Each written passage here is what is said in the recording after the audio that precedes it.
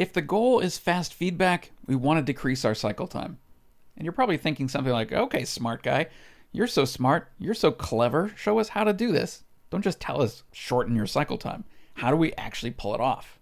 Well, let's flip it around. What would we do if we wanted our cycle time to be terrible? Put another way, what would we do if we wanted to slow down and drag out our cycle time? The answer is we'd start working on a lot of things at once.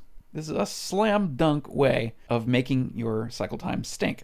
It's another way of saying start multitasking. Or if I'm going to put it in the terms of flow metric people, increase your work in progress, your WIP. Work in progress is one of these really huge things you really want to think about. It's one of those things that can really sneak up on teams and, well, ruin their cycle time. And it's not that hard to understand. It's just how many things are you working on at one time? If you're working on one thing at a time, your work in progress count, your WIP count is 1. If you're working on 2 things, it's 2. 3 things, it's 3. Get it?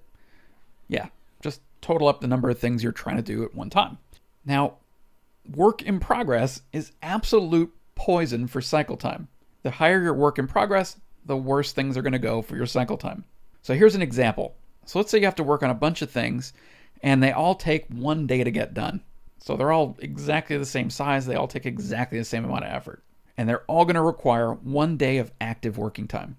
I know this is an artificially simple example, but I want to just make a point about cycle time and work in progress. So if you've got a work in progress of 1, an item comes in and that item is item A. And you work on item A for 1 day and then you ship it. Your cycle time on item A was 1 day. Let's boost our work in progress. Let's boost it to 2. So items come in, item A, item B. You work on item A for 1 day and item B for 1 day.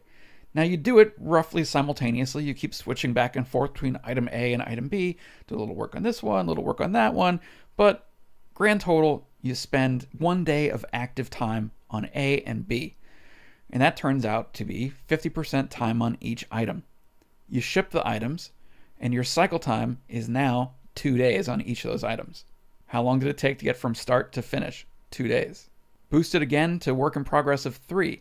So items come in, A, B, and C. You work on A for 1 day, B for 1 day, C for 1 day, and you spend about 33% of your time on each item. You keep bouncing back and forth between all these items. And you ship them, and now your cycle time is 3 days. So notice that boosting our work in progress is not doing us any favors when it comes to our cycle time.